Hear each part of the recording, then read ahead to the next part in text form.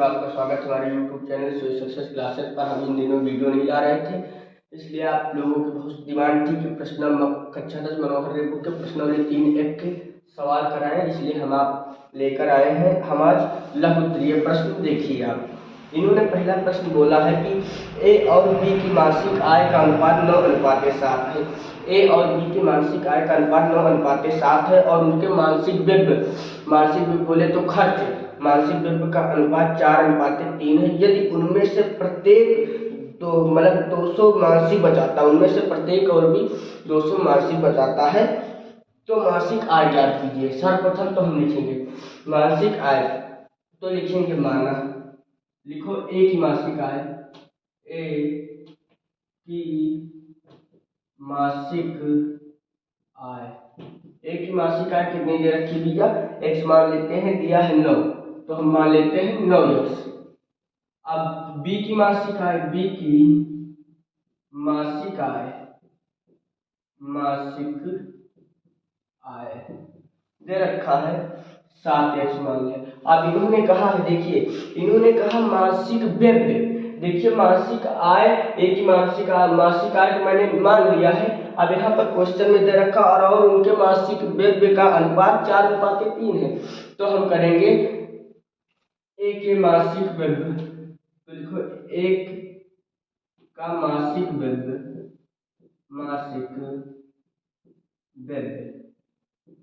ए का मासिक व्यय कितना होगा, ए का मासिक व्यय होगा 4y। बी का मासिक व्यय हो जाएगा 3y। देखिए ए का मासिक आय जो कि इसमें दे रखा था, ए बी का मासिक आय का अनुपात जो मैंने x मान लिया 9x हो गया, बी का मासिक आय 7x हो गया।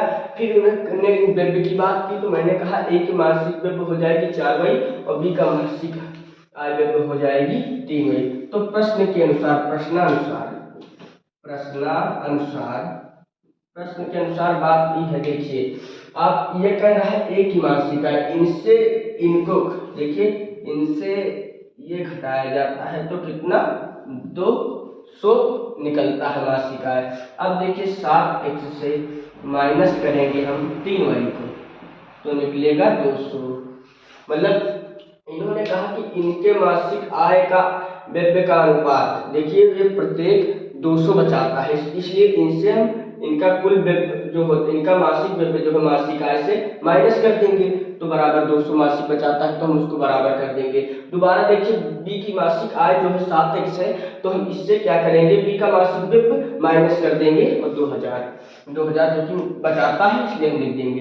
अब समीकरण ये 1 हो गया आपका, ये समीकरण 2 हो गया। हम क्या करें, अगर इस समीकरण में हम 3 से गुणा करा दें, किससे 3 से गुणा करा दें, और इस समीकरण में हम 4 से गुणा करा देंगे, तो कराइए आप, 3 9 27x हो जाएगा, माइनस 3 को 4 से आएगा, 3 चौक 12y हो जाएगा, 3 दूनी 6 00। इतनी बात आपको समझ में आई होगी। अब देखिए इसको इससे कराए, 4 से 28 हो जाएगा, जग से लिख दिए, देखिए माइनस 4 3 12 हो गया, y है जो मैंने लिख दिया। अब 4 दूनी 8 होता है, 00 ऐसे कर दिया, ठीक। अब यहाँ पर हमें अपोजिट निशान चाहिए था। देखिए यहाँ पर पहले देखें पर, अगर यहाँ पर हम प्लस कर दें, घटाने पर लिखते हैं, तो ये माइनस प्लस हो जाएगा, प्लस माइनस कट जाएगा, तो भैया हम लिखेंगे यहाँ पर घटाने पर लिखेंगे हम। जब घटाने पर लिखेंगे तो प्लस ये माइनस हो जाएगा, ये माइनस ये प्लस हो जाएगा, ये प्लस ये माइनस हो जाएगा। देखिए बोल रहा है कि 28, देखिए 28x से मतलब माइनस का 28x से 27 के, इसका मतलब माइनस का x बचेगा भैया, ये तो कट जाएगा, ये कट जाएगा। अब क्या बचेगा, 8 से 200 घटाए, इसका मतलब माइनस का 200 बचेगा। देखिए माइनस से माइनस कट जाएगा, तो क्या बचेगा भाई, 200 निकला। अब क्या पूछ रहा था क्वेश्चन में, ए की मासिक आय पूछ रहा था और बी का मासिक आय पूछ रहा था, तो लिखेंगे ए की मासिक आय, ए की मासिक आय क्या होगी, देखिए ए की मासिक आय क्या होगी, देखिए 9 है। अब यह मैंने निकाला कितना, 9 2 1800, एक आपका ये आंसर हो जाएगा। दोबारा देखिए बी की मासिक आय पूछी है, पूछा इन्होंने, तो लिखेंगे बी की मासिक आय बराबर क्या हो जाएगा। देखिए तो इन्होंने क्या हुआ, 7 x था तो 7 लिखे, x की जगह मैंने 200 निकाला तो 7 दूनी 1400, ये आपका हो जाएगा, ये दोनों क्या हो जाएंगे आपके आंसर हो जाएंगे। आई होप कि आपको ये सब समझ में आएगा। देखिए क्वेश्चन कोई भी कठिन नहीं होता है, जो कहे वही हमें करना होता है। जैसे इस क्वेश्चन में था कि ए और बी की मासिक आय का अनुपात 9:7 है और उनके मासिक व्यय का अनुपात 4:3 है।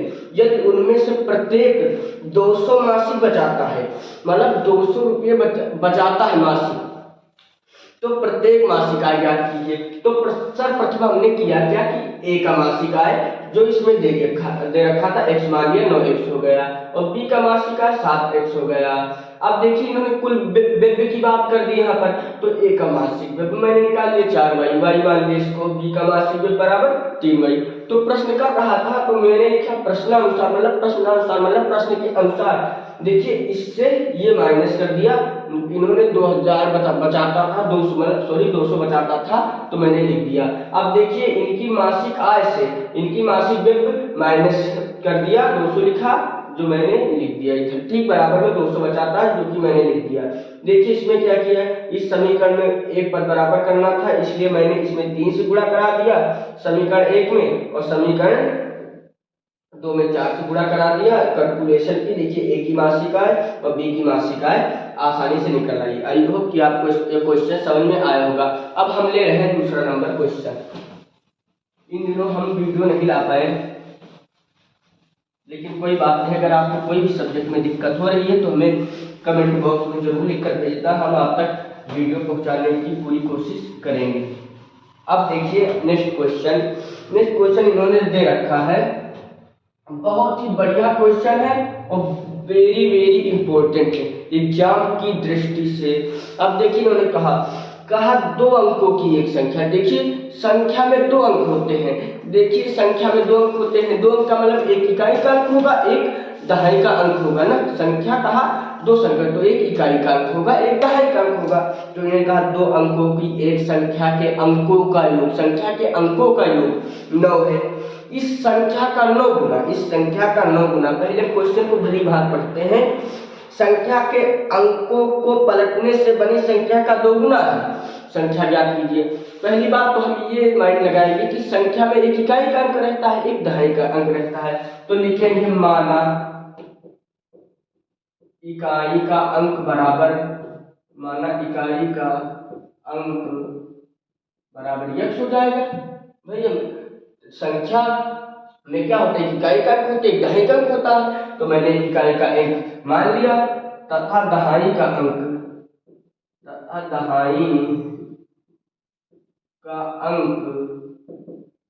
बराबर क्या हो जाएगा, y हो जाएगी।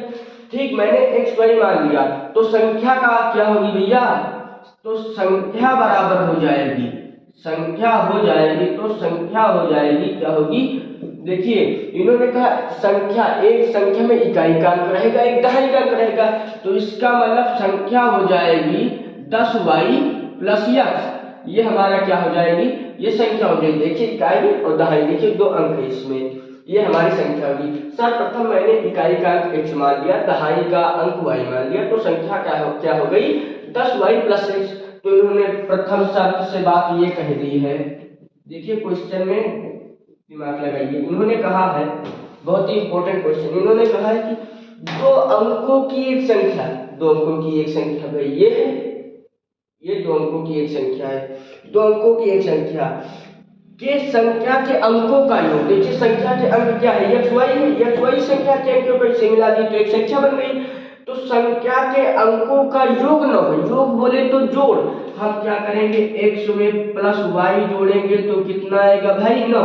इन्होंने कहा संख्या के अंकों का योग कितना है 9 है, ये हमारा बन गया समीकरण फर्स्ट बन गया। अब देखिए दूसरी शर्त में इन्होंने बात क्या कहा है, दूसरी शर्त में कहा है इस संख्या का 9 गुना, किस संख्या के, इस संख्या, ये संख्या कितनी है 10y प्लस x भैया, कहीं इसका 9 गुना, तो तुरंत हम जो क्वेश्चन कहेगा वही हम करते जाएंगे, बस हमारा सॉल्व हो जाएगा क्वेश्चन। अब देखिए इस संख्या का 9 गुना भाई कर दिए, इस संख्या का 9 गुना, संख्या के अंकों को पलटने, देखिए संख्या के अंक को पलटने, यहाँ पर 10 वही था, अब यहाँ पर 10 एक्स आ गया, वही अकेले चलेगा भैया, मैंने अंक पलट दिया, से बनी संख्या का 2 गुना है, कितना है, कहा है कि इस संख्या का 9 गुना, मैंने इस संख्या का 9 गुना कर दिया, तो इस संख्या के अंकों को पलटने से बनी संख्या, मैंने इसके अंक भी पलट दिए, y का यहाँ मैंने x कर दिया, से 2 गुना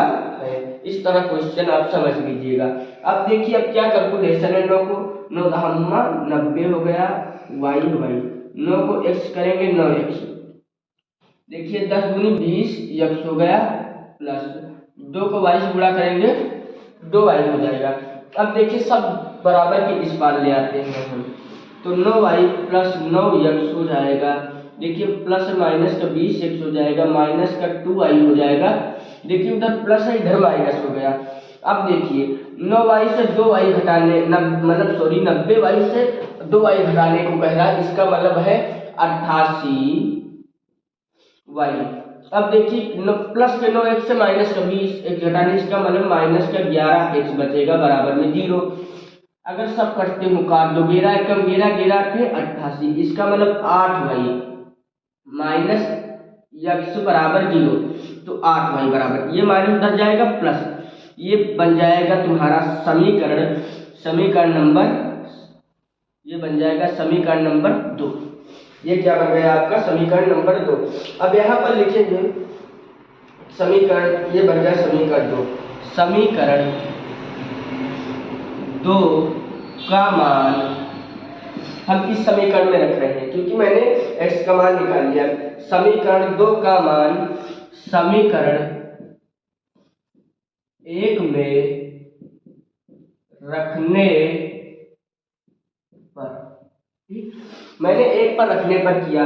अब देखिए आगे एक समीकरण क्या था, हम इधर लगा दे रहे था, x प्लस वाई बराबर था 9, ये था पहला समीकरण था जिसमें अनुमान धरेंगे। देखिए x की जगह मैंने कितना मुझे रखना है 8y, देखिए मैंने x जो है मान फिल कर दिया, y है y बराबर 9, 8y में एक y जोड़ेंगे तो क्या होगा भाई 9y हो गया। अब देखिए ये इधर गुणा करता है उधर जाएगा तो भाग करेगा, 9 एकम 9 9 एकम 9, y बराबर 1 निकला। अब इसका मान हम किसी भी समीकरण में रख देते हैं, लिख देंगे का मान समीकरण 2 में रख देते हैं भाई, का मान समीकरण 2 में रखने पर देखिए जैसे हम कहेंगे समीकरण 2 में रखने पर तुरंत हम उतार लेंगे, क्या था 8y बराबर x था, देखिए 8 ये समीकरण दूसरा था, y की जगह मैंने 1 निकाला x, तो 8 एकम 8 बराबर x भैया। तो भैया संख्या क्या निकलेगी, संख्या क्या होगी, तो संख्या थी हमारी 10, y की जगह मैंने निकाला 1, x कितना था, x था 8, तो 10 एकम 10 और 10 8 18, ये हो गई हमारी संख्या, यही हो गया आपका आंसर। एक बार फिर से क्वेश्चन को रिपीट मारते हैं। इन्होंने कहा 2 अंकों की एक संख्या, देखिए 2 अंक है, संख्या में एक इकाई का अंक होगा, एक दहाई का अंक होगा। अब देखिए आगे 2 अंकों की एक संख्या, अंकों का योग, तो मैंने इकाई का अंक भाई x मान लिया और दहाई का अंक y मान लिया, जो कि मुझे पता नहीं था, तो संख्या क्या हो जाएगी 10y प्लस x हो जाएगी। तो प्रथम शर्त से इन्होंने कहा कि संख्या के अंकों का योग, इसका मतलब इकाई प्लस दहाई का योग कितना है भाई 9 है, संख्या के अंकों का योग, ये बात क्वेश्चन में दे रखा था जो कि मैंने 9 कर दिया। दूसरी शर्त से इन्होंने कहा इसी संख्या मतलब यही 10y प्लस 1 जो संख्या, इसी संख्या का 9 गुना देखिए कर दिया, को पलटने से बनी संख्या, देखिए पलट गया 10 y प्लस x था, अब 10 के साथ x आ गया, y चला गया का 2 गुना, जो कि मैंने 2 गुना कर दिया। जितना प्रश्न कहे आप उतना करते जाइए, आपका सवाल लगता जाएगा। कैलकुलेशन किया, इससे मैंने क्या किया, देखिए दूसरा समीकरण निकाला। अब का मान समीकरण 2 का 1 में रख देंगे, 1 में रख दिया तो y का मान निकल गया, फिर इसमें 2 में रख दिया, ये रख दिया, x का मान निकल गया, xy निकल गया। तो संख्या हमारी क्या थी 10y प्लस x थी, तो 10 बाई वाई की जगह मान 1 निकला, प्लस एस या 8 है तो 10 एकम 10, 10 में 8 जोड़ेंगे 18, जो मैंने यहाँ पर कर दिया। आई होप कि आपको ये सब क्वेश्चन में समझ में आया। तो अगर आपको कोई भी दिक्कत किसी भी सब्जेक्ट में हो रही तो हमें कमेंट बॉक्स में जरूर लिखना। अब हम मिलेंगे नेक्स्ट वीडियो में। Thank you so much.